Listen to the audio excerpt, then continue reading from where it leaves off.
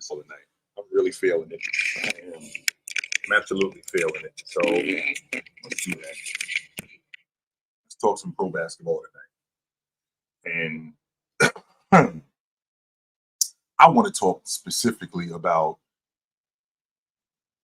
the Warriors tonight. And the reason why I want to talk about them is because I don't want to just talk about the Warriors. I want to talk about, I like to talk about teams that, like, when is it time to move on from your guys? When is it time to do that? When is it time to say it's time to go? A lot of teams, more times than not, the teams hold on to their guys longer than they should. And I've seen throughout the years, teams that held on to their guys, and it was to their detriment. Even as far back as the 80s. But when they held on to their guys, what I did notice was they did usher in the older guys. What I mean when I say the teams that held on to their guys and it was to their detriment, it was because they didn't usher in the new guys. That was the problem. That was the biggest problem. The Jazz are a prime example of that. They held on to Stockton and Malone way longer than they should have. I mean, don't get me wrong. Stockton and Malone was still making the playoffs in year 17, in year 18. They were still making the playoffs in 2001, right? And in 2002, they were still making the playoffs. But it was obvious that the championship window with that crew had closed. That was obvious. So when I think about teams that have held on to their stars, quote, out of loyalty, they've also did it with the idea that they're going to bring the young guys along.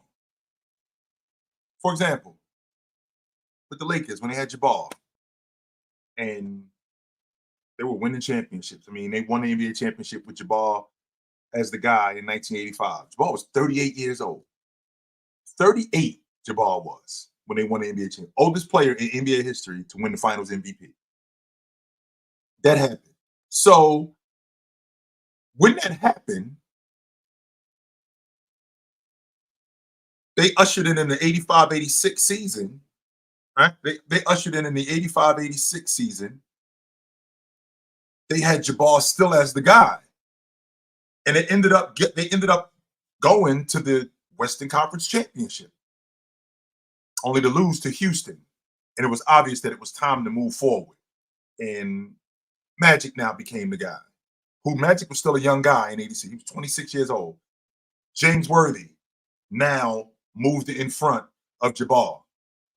I think he was 25 at that point. 26 years old. 25, 26 at that point. So even though they did keep Jabbar around, they started ushering in the younger guys. AC Green, Magic became more of a focal point. In addition to Magic, James Worthy became more of a focal point. Byron Scott. These guys became more of a focal point of what they're trying to do. The Boston Celtics, on the other hand, it was to their detriment. But a couple of things also threw a monkey wrench in what they were trying to do. Losing Len Bias. Because Lenny was gonna supplant Bird. Bird said it that had Lenny lived, he would have retired in 88. He said that. Had Lenny lived, he was out after the 88 season. He was done. That's how good he felt about Lenny. And then they ended up with Reggie Lewis. So you had Reggie Lewis and Lenny. So these are two cornerstones that are going to move your franchise forward. Only problem is they lost Lenny. And then 5 years later, 6 years later, they lose Reggie Lewis. So guys like Kurt Rambis, guys like Kevin McHale, guys like Robert Parrish, Bird even. They were loyal to them to a fault, because if you think about where the Boston Celtics were in the 90s,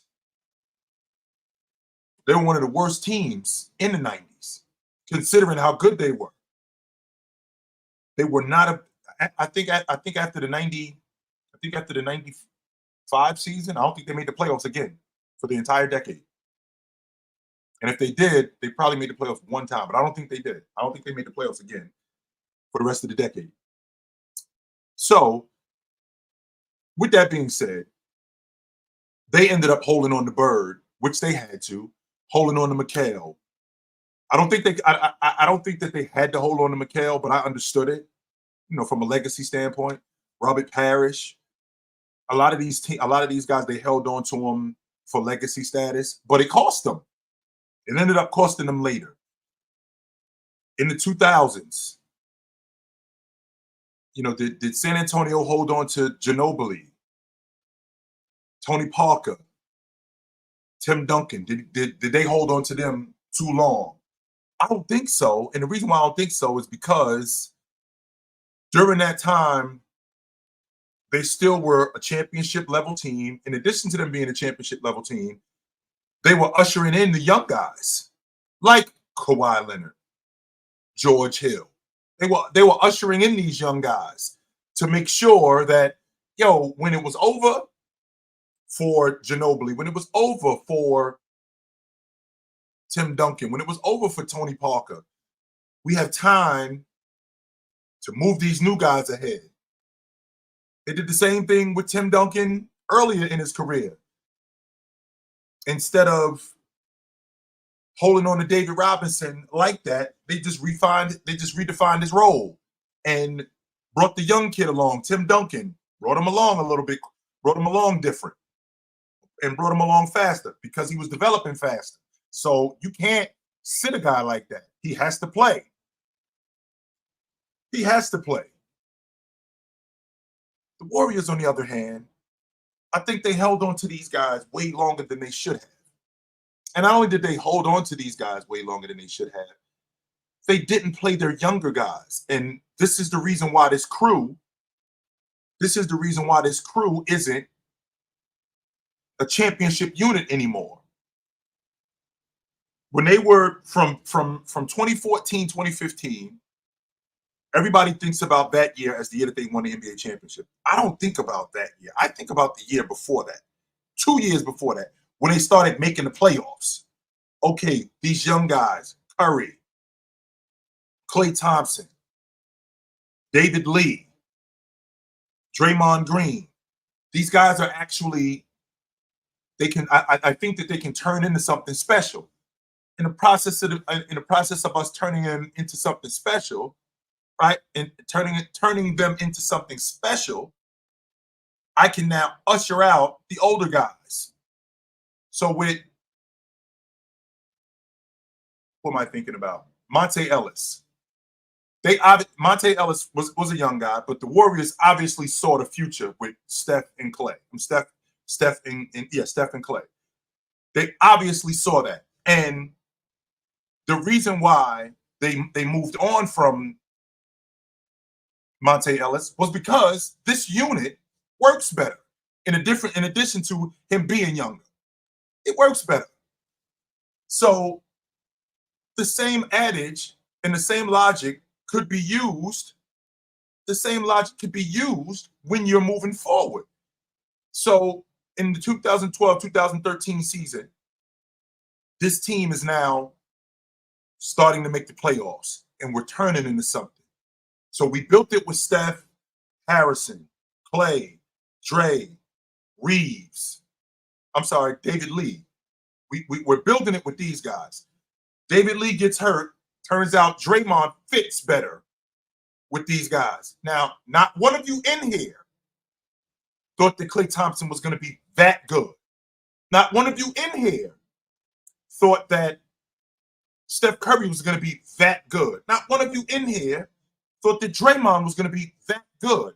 But when you got young guys and you have that sort of chemistry, well, you at least got to find out about it, right? I got to at least find out. And it doesn't hurt that you're not very good. The problem is when you're a championship unit, it's difficult to move on from the older guys when you still winning, even though that's the perfect time to do it, the perfect time to transition. Not everybody, but the perfect time to transition is when you're winning, because the guys that you have that are not necessarily over the hill, but you've probably gotten the best out of them. So like Klay Thompson, for example, you've probably gotten the best out of Klay Thompson. Of all of his years in the league, you've gotten the best out of him. So if you end up moving him last year, let's say you move him last year after you lose to, let's say you end up moving him last year after you lose to the Lakers. No matter where he ends up going, you still got the best years out of him. Still, it doesn't matter where you move him to. Even if you move him to the Lakers and he has 2 or 3 good years, if he has 2 years, if he has 4 years, you still got, that still wouldn't equal a decade of what you got out of him, because that's what you basically got. You got 8 to 10 years of prime Klay Thompson. You got that. So when the Golden State Warriors move on, when the Golden State Warriors don't move on and they still hold on to these guys, now what you're doing is you're holding up the advancement of your young guys. So Kuminga, Jackson, Moody,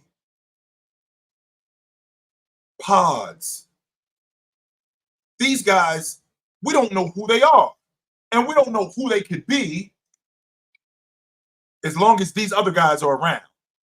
And I know that Klay Thompson doesn't want to take a lesser role. I know that you don't want, I know that Steph Curry is not interested in rebuilding with a bunch of kids. And nobody does. Why do you think Jordan retired? Jordan didn't quit in 1998 because he just didn't want to play for Phil Jackson, even though that's a huge part of it. He did not want to play for Phil Jackson, but he also didn't want to be a part of a rebuild. No, I don't want anything to do with that. No, hell no. So not only are you getting rid of my coach, now you want me to start over with some kids when I'm 35 years old and I probably got maybe another year, 2 years tops at this level before I start slowing down. You want me to start over with some kids? Hell no, I ain't doing that. I'll quit. I'm out. I ain't doing that. No way am I doing that. And to his credit, I don't blame him. I don't. To his credit, I do not blame him. I'm not going to be, my legacy will not be tarnished because you decided to move on. One, you didn't pay the people that you should have paid. And two, you didn't move on from the guys that you should have moved on from when you should have moved on from. So the fact that Jay didn't want to play for Tim Floyd. He was not trying to hear playing for anybody else but Phil Jackson. And on top of that, you want me to move on with a bunch of kids because Scotty's going to be gone, right? So Scotty's going to be gone. I don't blame Jordan for that at all. I don't. So now here we are in this millennium, and you got Kuminga, Jackson, Moody, Pods. So you got a fresh crop of young kids that we don't know who these guys are. We don't know who they're going to be. But we got to find out. And in order for us to find out, we got to start ushering these older guys out and moving these younger guys in. Oklahoma City has done a really good job at developing their young talent.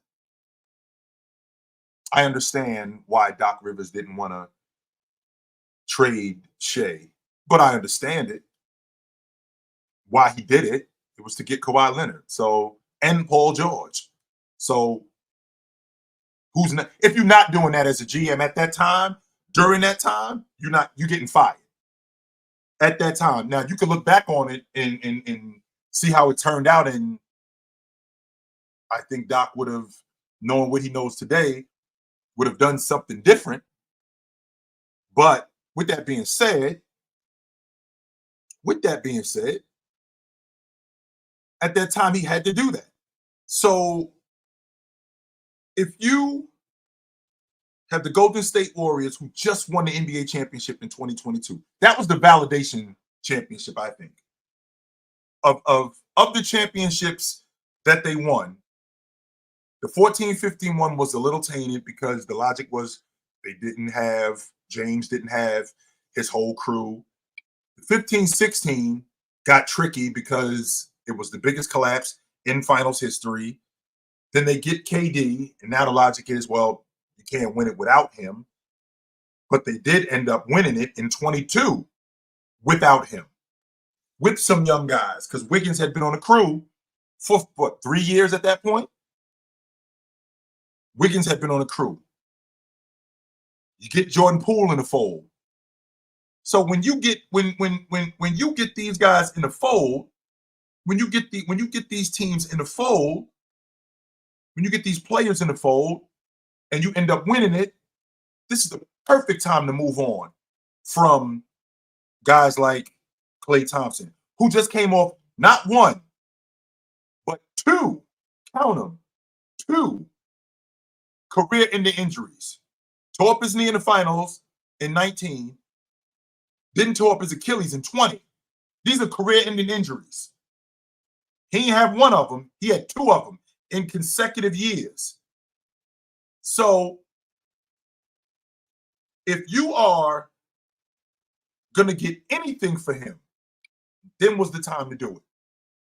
That was definitely the time to do it. I got a buddy. His name's Ian.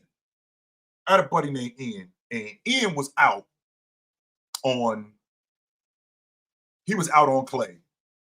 He thought that they should have moved him way before that. Before this season, he thought that they should have moved him before even they won the NBA championship. And I'm not sure that I blame him for that. Because when you're talking about being on top and staying competitive, because what you don't want, when you're talking about being on top and staying competitive, you don't want to be in the middle. So I want to make sure that I move on guys as quick as possible. And I got to strike when the iron is hot. I'm hearing people tell me, well, what about Siakam to the Warriors? There is no quick fix for this unit. When you got a bunch of dudes that are old, when you got a bunch of dissension on the crew, and these guys are the guys at your core, there is no quick fix for this unit. None. So because there's no quick fix, what are we left with? Do we have to start over? Does Kuminga have to play more? I think he does. 100% he does. And on top of him playing more, on top of Kuminga playing more, can we at least define his role? Like, what exactly is Kuminga? Can anybody in here tell me what his role is on the crew? What's Kuminga's role? You got this Rook Pods who, at 6'5", left-handed, can knock down an open shot. Looks like he can create his own shot. And I really like his upside. I love his upside, as a matter of fact. This kid Jackson, one of the better athletic bigs that I've seen in a long time. One of the better athletic bigs that I've seen in a long time. Could be one of the better rim protectors in the game. I think he could be what they thought Wiseman could be. The problem with Wiseman is Wiseman's game didn't fit with the Golden State Warriors. And I think that they drafted him for aesthetics because it looked good. I mean, can you imagine Ball with that Golden State unit? With Wiggins as the distributor that Ball is, even though he takes some ill-advised shots sometimes, but Ball with Jordan Poole and Curry, Wiggins, how much better they would have been. Him finding Klay in the open floor, how much better they would have been. Man, I think we're talking about a way different unit. Way different. I'm going to open up the phone lines, though. When is it time to move on from your stars? When? I would love to know when it's time to move on from your stars. When is it ever too early? And when is it too late to move on from your stars? Because if a lot of people believe that 2 years too early or 2 years too late, a lot of people believe that. I definitely am one of those people that believes that you can. I'm definitely one of those people who believe that you can't do that. So I gotta address this here. And I'm sorry, but Chilltown, stop using points per game when you talk about defense. And I'm referring to the way you spoke about the Mavs last. The Mavs are also not one of the slowest teams. We're 8th in pace. Is that a fact? I want to make sure that I'm clear on what the Dallas Mavericks are doing this season. Where are the Dallas Mavericks in pace this season? I want to make sure that I'm clear on the Dallas Mavericks. Yeah, they are. They're one of the top 5. They're right outside the top 10 in pace. And they're one of the top, in the top 10 in the league in scoring. But with that being said, I want to make sure that I understand your entire point. When you said you have to understand that opponent's points per game is affected by how many possessions you play, and also on garbage time. Right. And you know how those possessions are affected? By playing defense. And the fact that if your team gets blown out by 20, hell yeah, I'm watching and paying attention that you lose by 20, even if you were up by 15 with 3 minutes left and you ended up winning by 20. You didn't just blow the game open in the last 2 minutes of the game. More times than not, you were up like that the entire game. And the Mavs are 16th this year in the league in defense. Right. They are 16th in the league this year in defense. They're also 20th in the league in points per game. And the reason why they are is because, again, you're talking about possessions. I'm thinking about what you're giving up during those possessions. And when you give up more during those possessions, I understand the whole defensive rating thing. What it's per 100 possessions. But what happens when 50 of those 100 possessions, or not 50, 60 to 70 of those 100 possessions, teams are scoring? Because you got a team in Dallas who is giving up, I think, 116 a game. I think they're giving up 116 or 117 a game, something like that. Yeah, they're giving up 117 a game. So per 100 possessions, that means that a team is scoring. That means that a team is scoring every time they touch the ball per 100 possessions against you. You ain't slowing nobody down. And I can use points per game because I actually watch. And I watch that you aren't slowing anybody down. And because you're not slowing anybody down, that's why you're at the bottom of the league in points per game, because you ain't blowing nobody out. It's not like your team is y'all smoking everybody. I think y'all win by an average margin of 6 a game, something like that, if I'm not mistaken. I don't even think it's that much. It might be like between 4 and 6 points a game that y'all win by. Y'all ain't smoking nobody.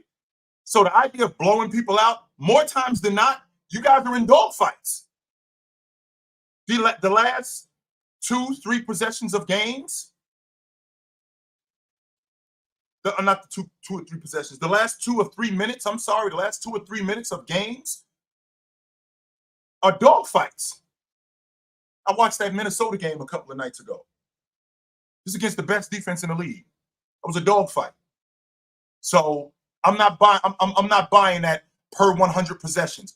I actually watched these guys play defense, and the fact that you aren't smoking teams, which you are not, that's not what's going on. That's not what's happening. I'm not one of these analytical nerds who I just go strictly off that. I care about. I care. I do care about that stuff, but I don't care solely about that. I care how many points a game you scoring, and you can't sell me the logic that you can't go off of points per game because if you're blowing teams out, that logic doesn't work with you guys because you're not blowing teams out. That's the difference. You're not blowing teams out. So, but back to the conversation that we were having. I'm interested to hear your logic on when is it time to move on, when it's too early to move on, and when it's too late to move on from your stars. So, what up? Yo, What up? what up? What up? So I do want to say I think the Warriors moved on way too early from Jordan Poole. I understand they had the thing with Draymond and him. I would have actually moved on from Draymond. And I know like that may sound kind of like optimistic because like he is the anchor of their defense. He is the facilitator, but I think that the age that Draymond was at, I think that the way Jordan Poole was elevating because of Steph and because of the knowledge that he was giving him. And I think that how we see Jordan Poole right now, obviously he's not who we wanted him to be, but also seeing that Draymond's antics never got any better. But I think it also came down to a sense of loyalty. And I think they could have saved a little bit more money with Jordan Poole. Right. I think they could have stayed with him. And then from there, I think they could have moved on from potentially Clay and Steph because having Steph and Clay build him up to be a better scorer, to be a better facilitator, and obviously maybe an even better defender because Clay is a good defender in his own right. Right. You talked Well, he about that was. too. Is he still that, or he was that? I would say he he he is, but he's a bit downgraded because I think he doesn't move the same because of the injury. Like I can like I you could still be a solid defender, but it's either because of age or because of an injury like that. Like KD doesn't move the way he moves. Clay doesn't move the way he moves. Like that's a big injury. It's not like twisting your ankle or having a spraining something or pulling something. Like that's a big time career ending injury. And he had two of them. He didn't have one of them. He had two of them back to back. Yeah. He had two of them. Yeah. And I think that they also they waited too long on Clay. I think Clay's value went down way too much because he's kind of. I think a lot of teams would see him as just a kind of another 3 and D guy. They don't see him as Clay Thompson, which is like because it's different when you're looking at a guy. You would look at him, okay, this is Jaylen Brown, this is Tatum, this is Zach LaVine, but I feel like Clay is like another just a 3 and D guy. He's not Clay Thompson. I'm not getting. I don't know if I can get a 15, 20 point consistent season from him, considering how he's been playing. And I think that also, I don't know what the Warriors can really do moving forward because obviously Draymond's coming back, but I don't think his value is what it was when they could have maybe moved him instead of Jordan Poole. Um, I also think I wanted to ask you: do you think, say right now, say the Celtics either I'll say I'll give a couple scenarios. Like say if they make it to the finals and they face I don't know who's the let's say the Clippers. They lose to the Clippers and or say they get bounced out the first round against the Magic because obviously the Magic are getting spanked right now. I mean Mo is hurt, but They're down by do 30. you move who do you move from Tatum or Brown? If so, which one? And or if they stay one more year again, will it hurt them in the future in terms of maybe gathering younger guys for Brown or for Tatum and kind of rebuilding a little bit, or not rebuilding, but kind of centering the team around one. I can't see I can't see a scenario where all of these guys would play bad in a series. I can't see a scenario for that. I could see a scenario where you get Jason Tatum, he'll have a bad game, or Jaylen Brown have a bad game. But I can't see a scenario where they basically go to pieces for an entire series early, like in the first round. I can't see a scenario for that. Number two, as long as you got these two together, we hold on to them for as long as we can. We build around them. From a talent standpoint, from a talent standpoint, you don't get much better in terms of talent from a duo like you have with these two guys. Agreed. And because of that, they're young guys. They're the cornerstones of our franchise. There's no way that I'm moving on from that unless we've basically nosedived. And what I mean when I say nosedive, they was in the Eastern Conference Championship last year, and they were Jason Tatum spraining his ankle away from going back to the finals for the second straight year. Yeah. Add that to the fact that this season, for me, they would have to not make the playoffs and then not make the playoffs again for me to go, all right, it's time to move on from this crew. To lose in the first round of the playoffs, like I said, something catastrophic has to happen. I don't think that that's going to happen, but something catastrophic has to happen. I look at this Boston Celtic unit, and I don't think that there's any way that I'm moving on from these two guys unless it's something catastrophic. I can't see a scenario where I do that. I can't. Well, I wouldn't say like move on from both, but at least what I'm saying, do you think they would move on from one? Like one of them? You don't think so?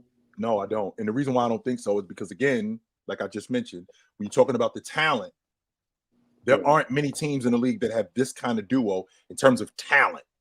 Yeah. Not many that have two top 20 players on their team. And there's people who can make the argument that Jaylen Brown is maybe a top 15 player. I think he's a top 20 player, but yeah, top 50. But there's some people who will argue that he's top 15. So with that being said, to move on to break this up, I would have to get something substantial. If I'm moving on from Jaylen Brown, I want Anthony Edwards.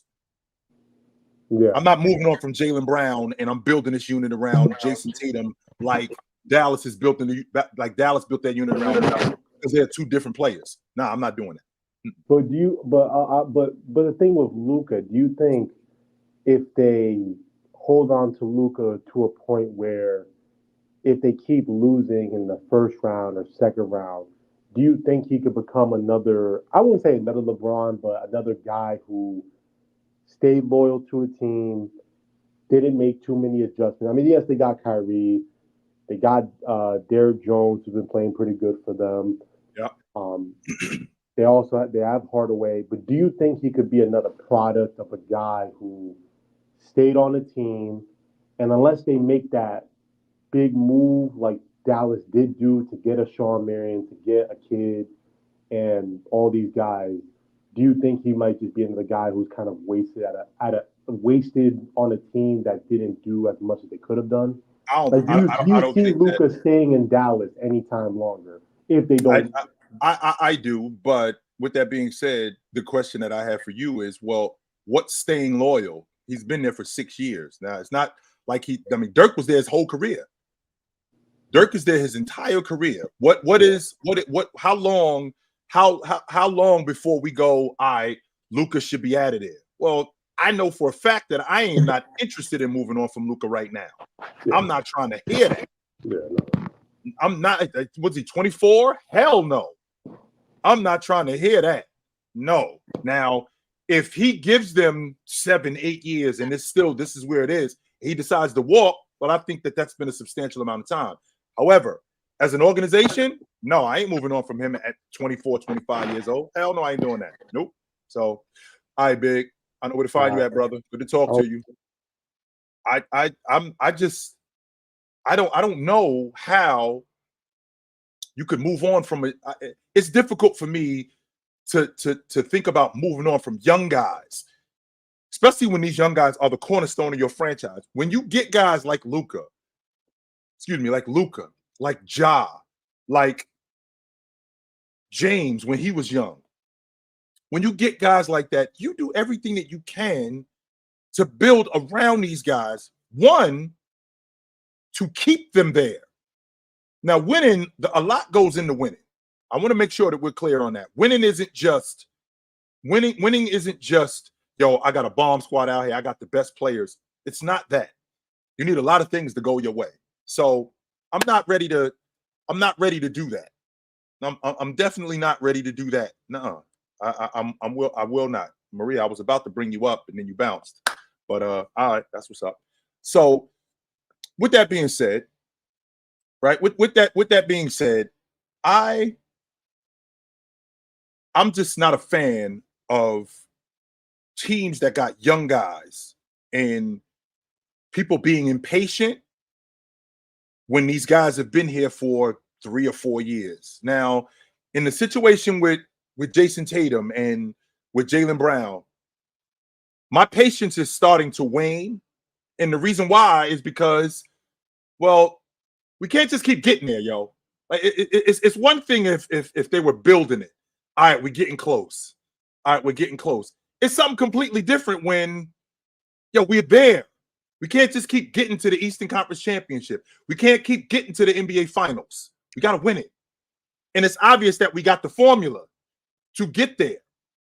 It's clear that we got the formula to get there. I think the Celtics in the last, what we had in 7 years, 17, 18, 18, 19, 19, 20, 20, 21, 21, 22, 22, 23, 23, 24. In the last 7 years, I think they've been in the East Finals 4 times, and they've been to the NBA Finals once. So it's obvious that we got the goods to get there, right? Okay. At what point are we going to win it? That's where my patience is starting to wane. Because again, when you got young guys, you do everything that you can to hold on to them and build units around them to keep them there. You have to do that. So, yo, What's hello, up? dear. How are you? Hey, I'm good. What's How are going you? on? Nothing much. I'm listening to what you were saying. Sorry about your man.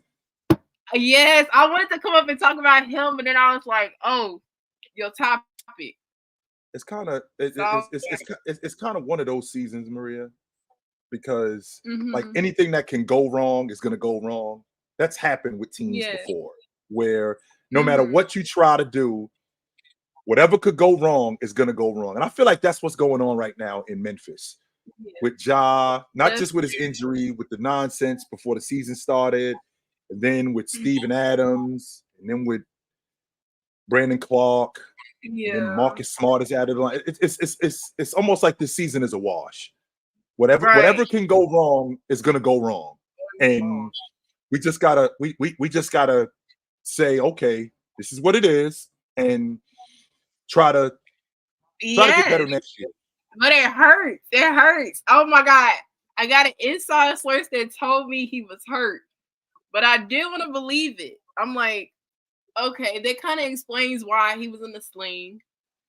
But I didn't think it was gonna be serious to the point where he needed surgery. Yeah, I feel like I felt sick to my stomach. I'm like, yo, we was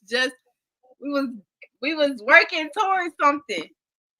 Chill, we was working towards. Soon as I saw it, that's the first thing I thought. I was like, this is just one of them seasons. That's what this is. Yes. This is one of those seasons where whatever can go wrong is going to go wrong, and we just got to chalk it up to the game. This is what it is. Because I mean, a torn labrum. I think that's what Kobe had.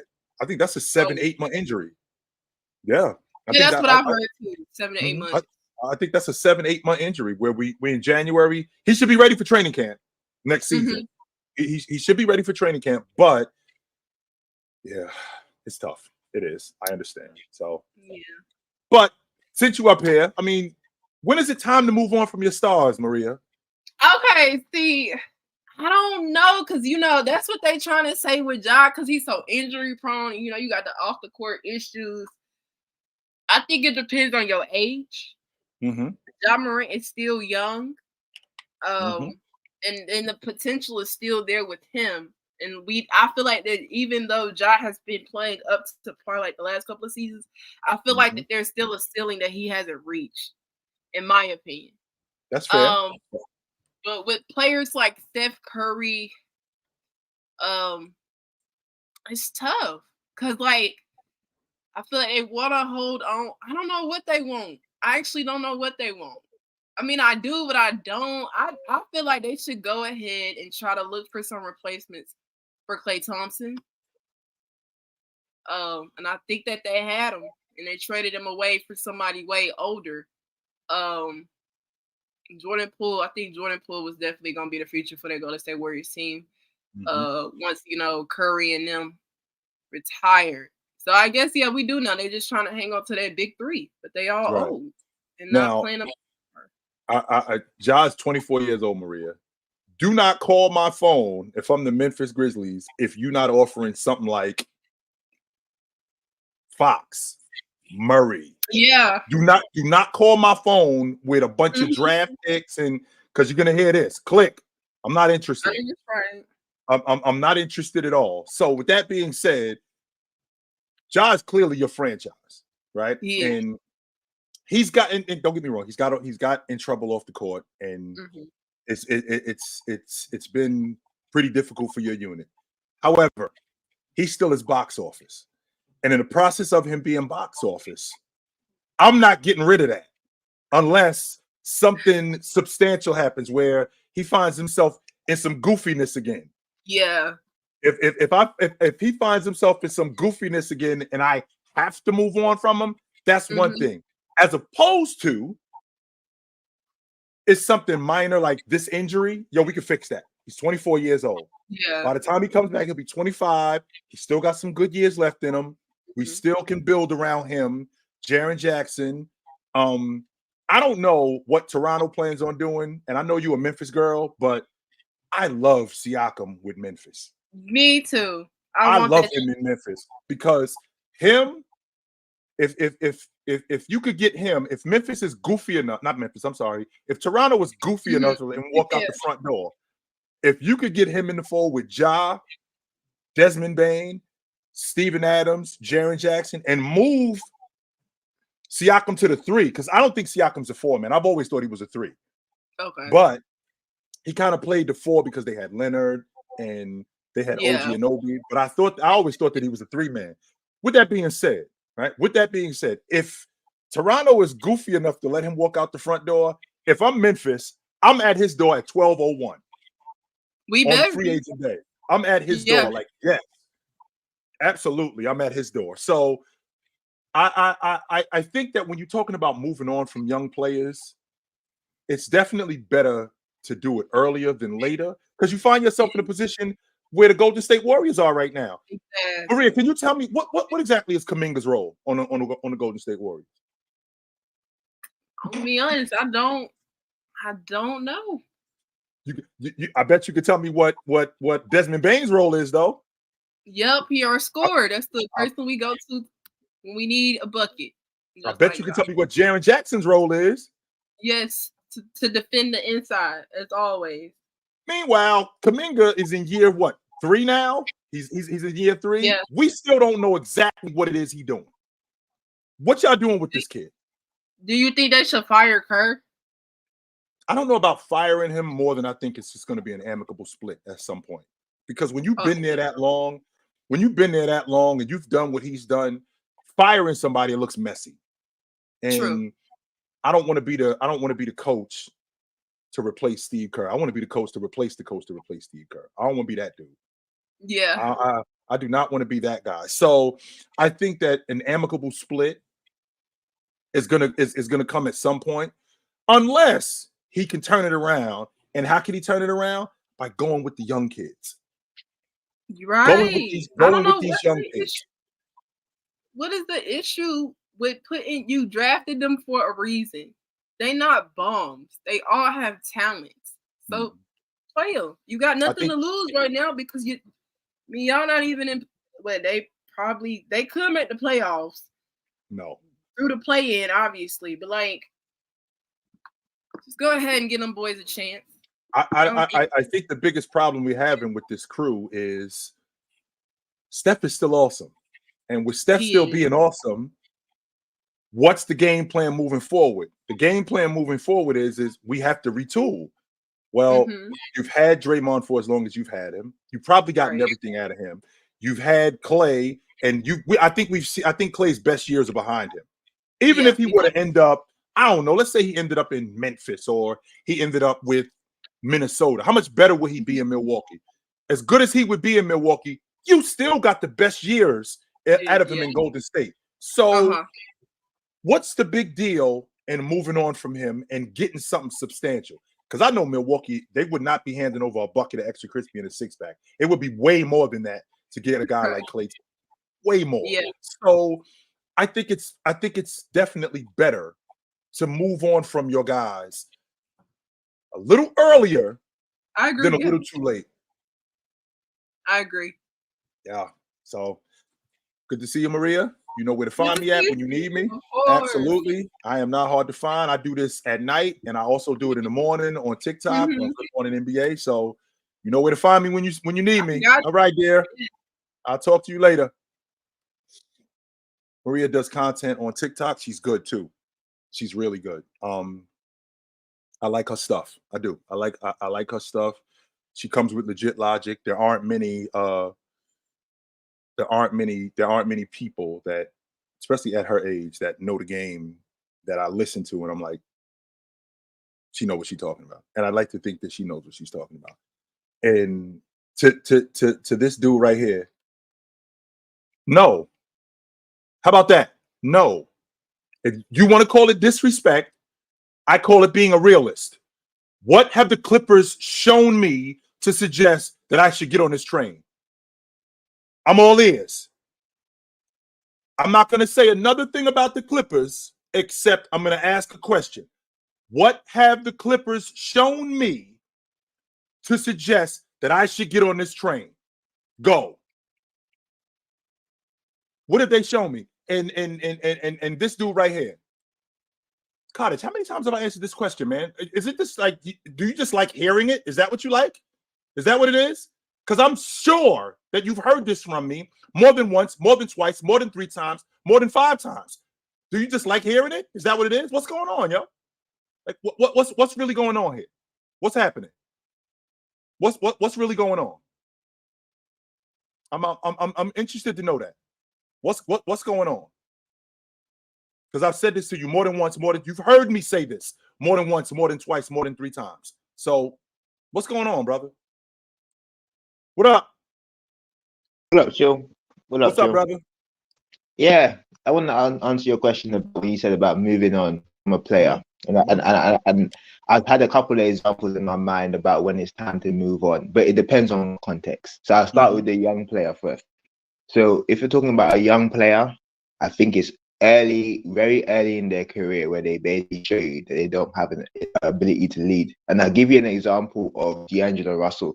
So I know the Lakers, when they drafted Lonzo, Magic Johnson, they asked Magic Johnson, why did they draft Lonzo, a guy who's basically playing in D'Angelo Russell's position? And obviously he had the incident with Swaggy P and everything like that. But Magic Johnson's prime thing was he didn't feel that D'Angelo Russell had the ability to lead the team. And in a way, Magic Johnson was kind of proven right. Like, Russell didn't have that ability. So they moved on from him early. They didn't have to pay him. They traded him to, was it Brooklyn? I think they traded him to. Yeah, they traded him to Brooklyn. He went from Brooklyn, and KD came over from Brooklyn, and then he went to Golden State. Yeah. So that's how they did it. So I think there's the example. You have a young player, and you realize that maybe their ceiling isn't so high, because not every draft pick that you pick high in the draft, like you're not just having this high expectation of them, but it also depends on what kind of franchise you are. So I think you have to move on from them when you realize that I don't think their talent level kind of exceeds like excellent heights. And you can give an example. You go on the far end of Zion, where I think Zion, you may have to move on to Zion soon because of his maturity issues. I think something like Ja also has maturity issues, but there's something about when Ja plays, and you can see it in his comeback before he tore his labrum, that he affects the team at least positively. The team gets around him, and he's actually their leader. So he actually does lead them well. But with Zion Williamson, the question is long term with his health, the way he plays, some of his off the court stuff, but I don't really think that's important. Do you start to think about, okay, it might be time to get rid of this guy earlier than later when he starts to get older, fatter, and more injured? It's just, it seems harsh, but that's just kind of how it is. And then you have an older team like the Golden State Warriors, where you say, when is it time to cut bait with some of these older guys in this team like Steph? And then now, like, when are you gonna, if you're gonna do business with the Golden State Warriors and for it not to collapse? And remember, there's a lot of things on the line for these teams, like for business sake. So having Steph in the building does sell tickets. So we're gonna have to calculate the loss of this. I do think if you say to a certain team, you can take Steph right now and look at how he's doing, and we can get a pool. We can get a couple first round picks, couple first round picks, maybe a player, any of those kind of things we can get for Steph at this moment in time. Problem is, you wait for a 36-year-old Steph. You're just paying for the name of Steph, and you're not necessarily getting the player. I don't know what he's going to be at 36. Right. So now it's time to kind of cut bait and see what we can do with this team going forward for the next 10 years. There's no point, because we see what happens to these teams when they wait too long. The Lakers are a prime example. Right. I'm not saying they should get rid of Kobe, but obviously they paid Kobe in his last couple of years, and they've got in young players in that team, and they had no direction. And I think sometimes to go young is the best move in a lot of cases, because at least it's going to be a struggle, but we're trying to build for something else. And I think the team that does that the best is Miami. So when Dwayne Wade said more money, Pat Riley was like, no, I am not giving you no more money. That split their relationship, but it was the best thing for business. Like, for a business move, I'm not paying D-Wade at 2017 the money that he thinks he's owed from those championship seasons. I'm not paying him that if you're the GM. So I think it's a very fine line, but I think if they start to peak into their mid-30s and they're starting to have these kind of seasons where you're like, I don't know how sustainable this is, that's the time you do it. I think you say, I'm going to trade this team away now, and I'm going to try and get as much as I can from this team. The Celtics did it with Brooklyn when they fleeced Brooklyn for everything that they had. They took everything but the clothes on their back. 3 first round. I think it was 3 1s that turned into Marcus Smart, Jason Tatum, Jaylen Brown, and Jason Tatum. Yeah. That's a fact. Yes, they did. They robbed them, and but they robbed them. It was so sleight of hand, because it was like Brooklyn was supposed to contend. And it was like, I think that was a joke. I remember this being a joke at the time. I want you to keep going, but I was standing on Mount Rushmore, screaming that was fool's gold. What Brooklyn was doing, I was screaming that it was fool's gold. But everybody saw Paul Pierce, they saw Kevin Garnett, saw Joe Johnson, Darren Williams.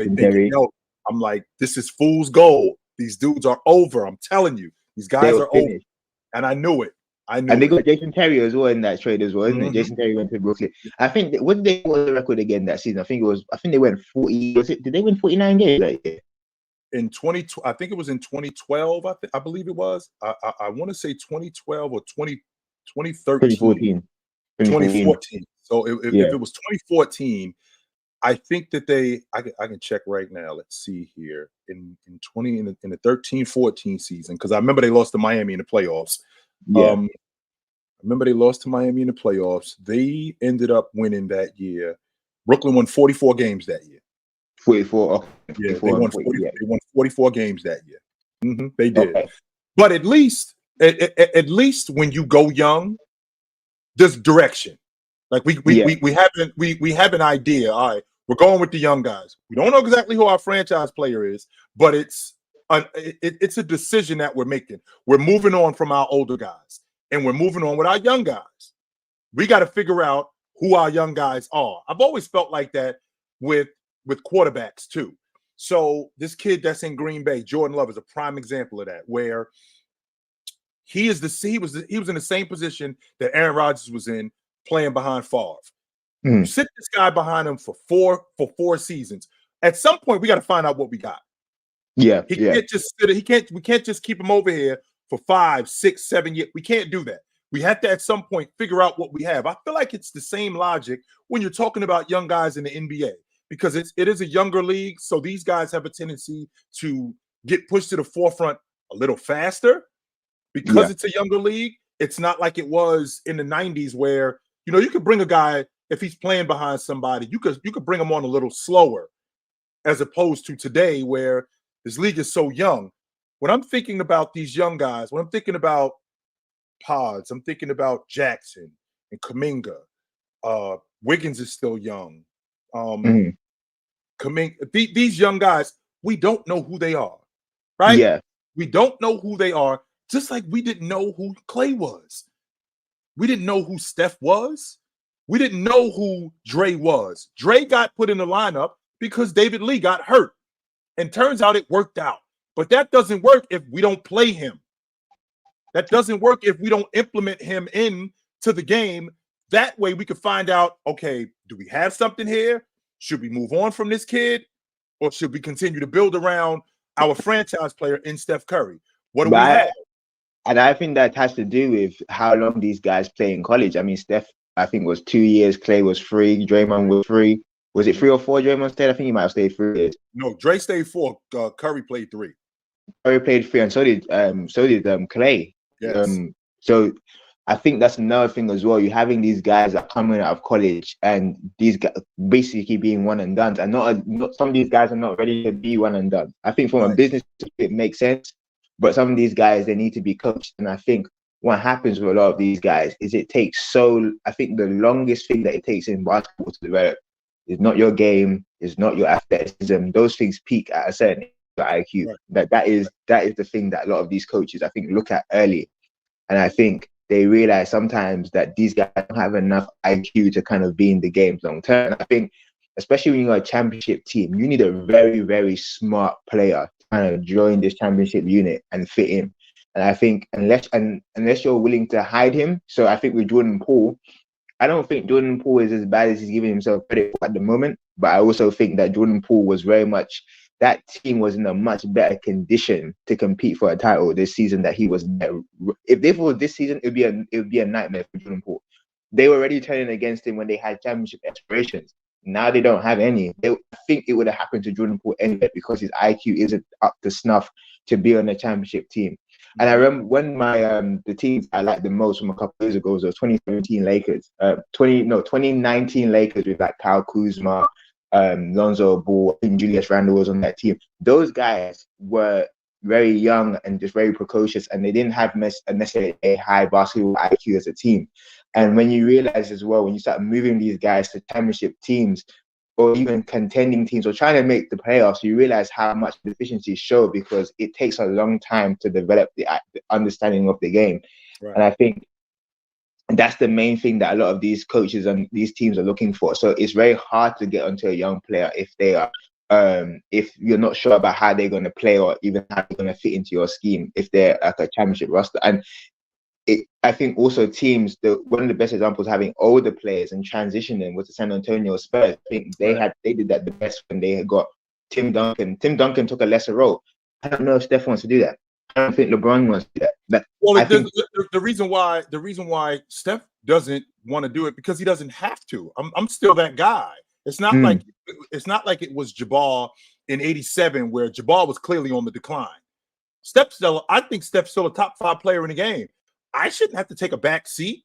Don't get me wrong. I can play off guys. I can play off of I don't know, Brunson. I can play off a guy like that. But I shouldn't have to take a back seat because I still have the goods.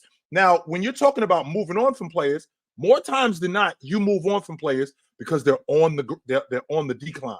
That's what happens while you usher in the young guys. This Golden State Warriors crew is clearly on the decline. When they won that championship in 22, I think that hampered them. I think it was great because I think it was a validation championship. But I also think that it hampered them because what it did was it made people think we're still here and we can still do it. When in reality, no. This was the best time to move on from these guys and get quality pieces to retool. I hear people telling me all the time, Steph Curry can still play at this level for another 4 or 5 years. Steph Curry in 5 years is not going to be 35 years old. He's not. So because of that, because of that, Klay Thompson is not going to be 33 years old in 5 years. And we already see the decline now because of the injuries and how much it affected his game. So because of that, it's time to move on from these guys. But the downside to that, Amari, is when you've had these guys for that long, because that could be a detriment too. When you've had guys for this long, and because you've had guys for this long and you've had this amount of success, you don't want to let go of it. You think that you can continue it. And you don't know if you're going to get there again. And that's the main thing, Houston Rockets, the Chicago Bulls. You know, I mean, now probably will be somebody like the Cavs, even the 2008 Celtics, the Dallas Mavericks with Dirk Nowitzki. Look at all of these guys that you had to eventually move on from, and you never got back there again. This is not a guarantee, and I think Right. this is where it takes diligent scouting and developing of players. But I think the NBA does do a lot of young players a disservice in developing them, because when they want to compete for a title, oh, just get rid of the decks. Some of those guys at Brooklyn wasn't that bad for even for the players like KD to talk about. Was it Jackson Hayes? No, Jackson Hayes. Center, I can't remember his name.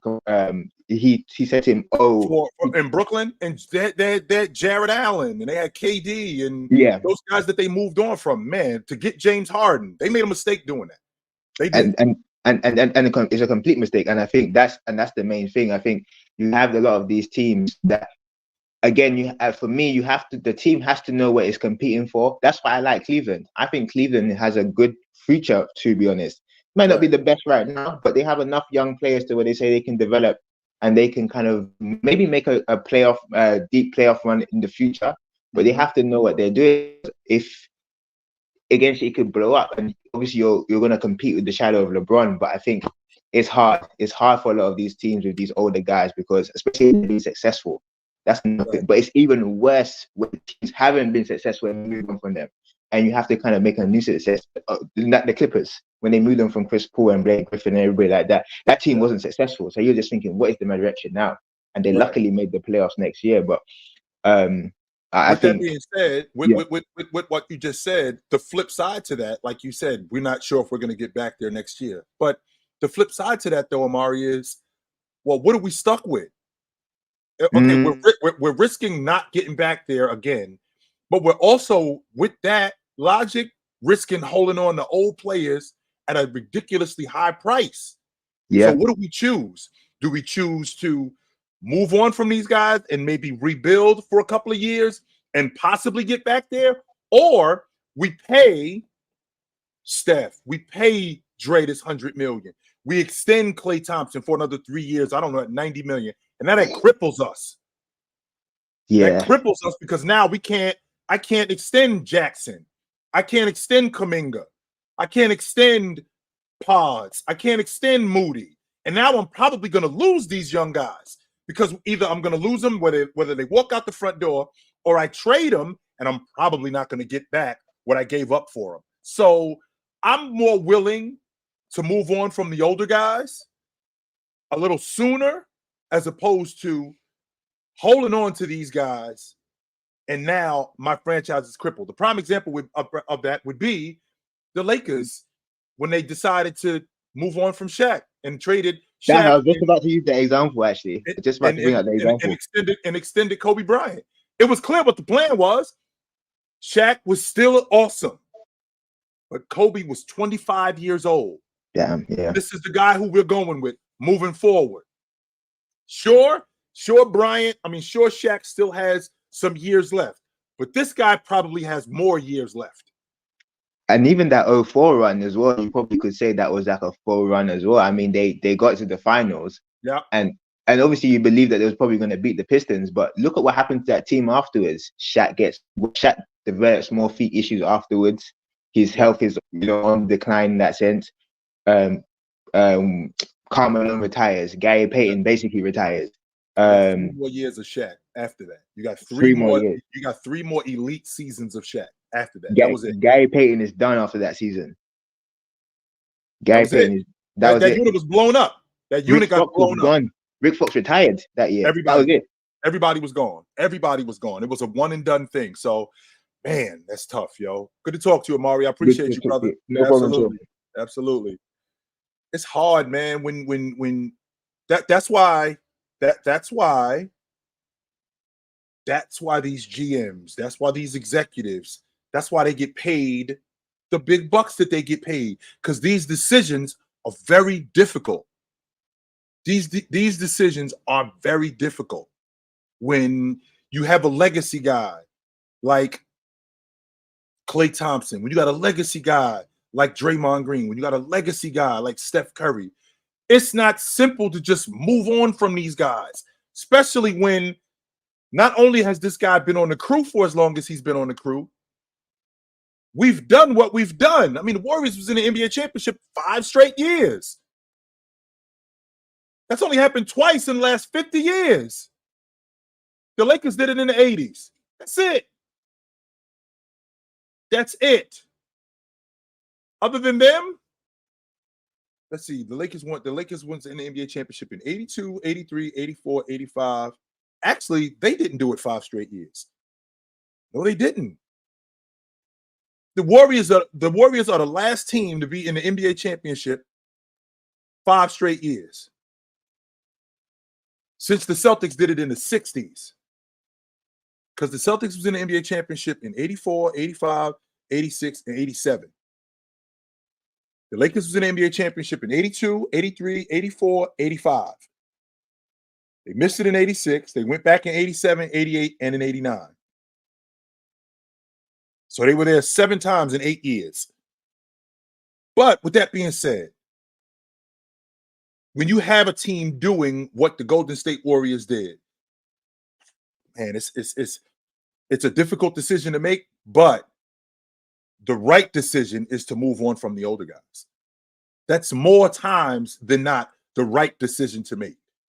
Because what you find yourself doing when you holding on to these older guys, you holding on to older guys for legacy, and you holding on to these older guys for a lot more money than what they're worth.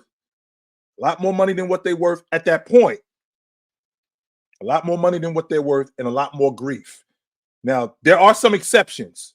I want to make sure we're clear on that. There are some exceptions where you got guys who I'm probably going to make a lot more money holding on to him than I would if I traded him. The Lakers are a prime example. When they signed Kobe Bryant to that 2-year deal for $50 million, that was thank you money. That's what that was. That was thank you for everything you did for us. And they made that $50 million that they paid him as terrible as the Lakers were, because the Lakers were garbage. Let's make sure we're clear on that. As bad as the Lakers were, that $50 million that they paid Kobe Bryant, they made that back times 10. With the Kobe Bryant tour, his last season. So in some situations, it's a little bit different because I'm going to make more with him on my roster as opposed to us winning. And I can get with that logic. But more times than not, when you have an older player that you've paid and he's on the books for 2-3 more years, and you're probably not going to get great seasons out of him, but he's on the books for $40 million, $45 million. That's a bad space to be in. I believe it's called salary cap hell. That's what I believe it's called. So it's tough. It's tough. I'm a firm believer in that. I'm a firm believer in that you should move on from the older guys earlier than later. Definitely moving on from the older guys earlier than later, because if you don't, you're gonna find yourself in a situation. All right, you're gonna find yourself in a situation where you have a bad team for a long time. Bad team for a really long time. I got a super chat here from Teddy Hart. He said, chill. If Isaiah and Magic switch teams, do you still believe Magic has a more successful career? I don't. That Detroit Piston team was built around Isaiah Thomas's skill set. And they weren't a fast team. Isaiah Thomas, I think that you're under the impression that Isaiah Thomas and Magic's game are similar. They're not. As good as Isaiah Thomas was, and Isaiah Thomas is one of the better transition guards in the game, but Magic played fast. That was Magic's game. That's who he was. So if you take Magic and you put him on that Detroit team, I think that team is built different with the lead guard. And I think they play different. I think they play way different. Lambert plays different. Lambert is Lambert might be, now that I think about it, because a lot of people talk to me about, Bill Lambert, he wouldn't be able to play in today's game. Bill Lambert would be an all-star today. If Bill Lambert played in today's game, he would be an all-star today. I don't think that the antics that he was doing in Detroit, like clotheslining guys, I know for a fact that wouldn't work. But I think he'd be an all-star today. First and foremost, let's get to the bottom of let's get to the bottom of one thing. Like a lot of people won't. A lot of people don't acknowledge this. What Kevin Love's doing, that was Bill Laimbeer, the stretch 5 man, who, by the way, we look down on. Like a lot of people turn their nose up to Bill Laimbeer, not just because of his antics. People turn their nose up to Bill Laimbeer because of how he stretched the game.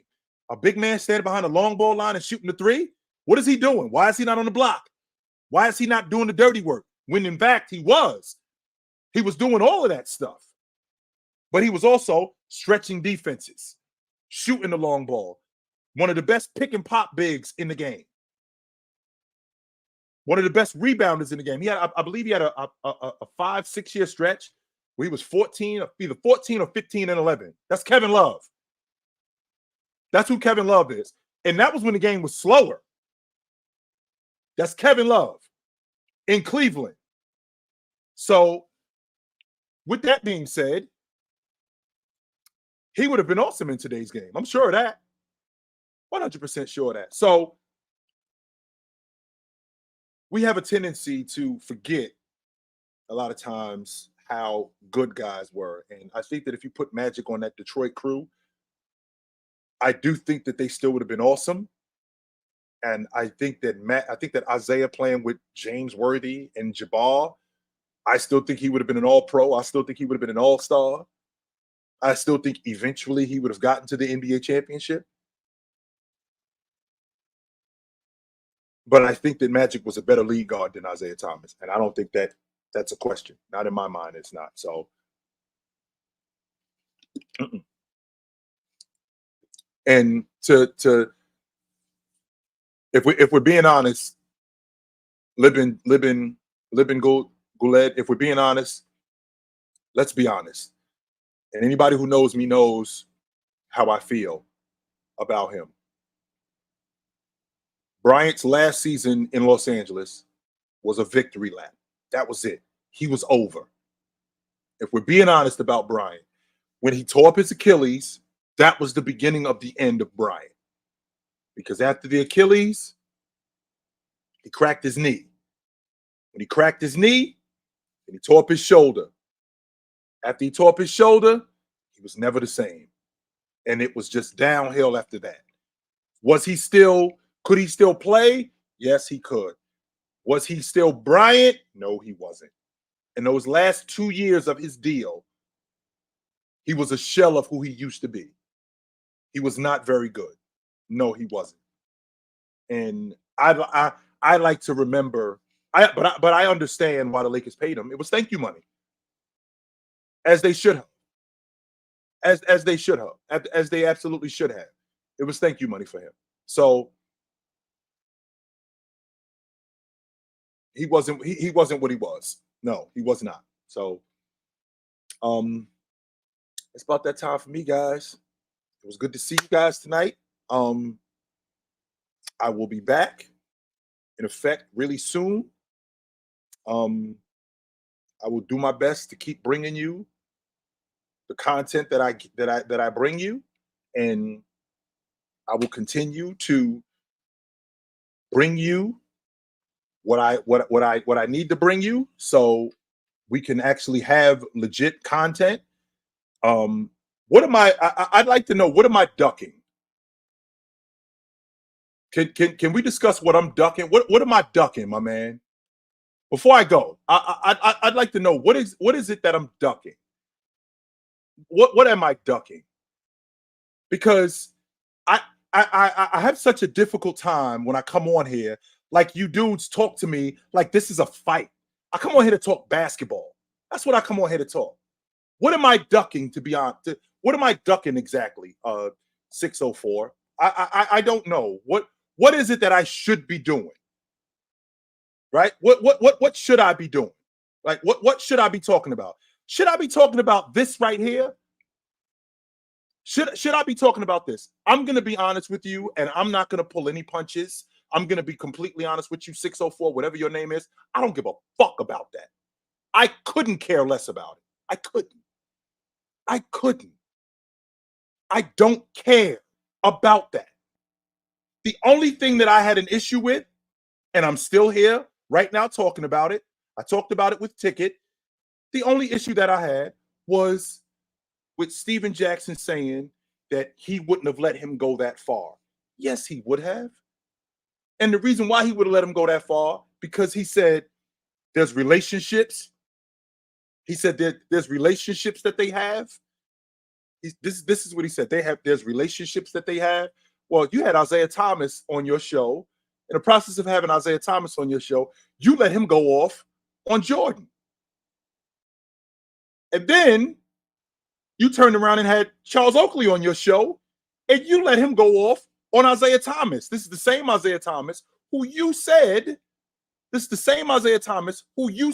saved your career. The same guy who called up David Stern after the Malice in the Palace and saved your career. You had Charles Oakley on your show talking about him when he was talking about Jordan. So there's no way that I'm believing that if you had Cat Williams on your show, that you would have slowed him down or you would have stopped him because of relationships. Nah, brother, I'm not buying that. But with that being said, whatever this dude is talking about, no, man, I'm not. Do not talk to me. You called me a clown because I don't do gossip. I don't do gossip. Not only do I not do gossip, I don't have to do what everybody else does. If you want that, go over there, my man. This ain't what I do over here. That's not what I do over here. And if you don't like it, dig at the door. There's other people in here who want to talk basketball. It's that simple. You want to call me a clown? Dig at the door. Because what I don't do is I don't hang around people. I do not hang around people who think that I'm goofy. What the hell? I don't hang around people who I think are goofy, who I think are a clown. So if you think about that, so if you feel that way about me, dig at the door, yo. Ain't nobody keeping you here. Nobody is keeping you here. I don't do gossip. That's not me. I talk basketball. I don't do gossip. I don't care about Cat Williams exposing Hollywood. I don't care about that. I don't. I don't care about that. I can appreciate it and I can admire it from afar, but that's not what I do here. I talk basketball. That's what I do. And if you can't dig that and you want to call me a clown, look at the door right there, my man. Don't let it hit you in your ass on the way out. Do not let it hit you in your ass on the way out. So I'm straight. With that being said, it's about that time for me. It's good to see you guys tonight. It was great talking with you. Minnesota clearly handled Orlando. They got Boston tomorrow. I will make sure that I'm in front of the TV to catch that. And I will do my best to get on with you dudes, right? I will definitely do that. I will definitely do my best to get on with you dudes. But in the meantime, it was good to see you guys. Drink water, put on a suit. Don't drink and drive. Hey, man, call your mother. Can you please call your mother, y'all? Call your mother. She's looking forward to hearing from you. Call your mother.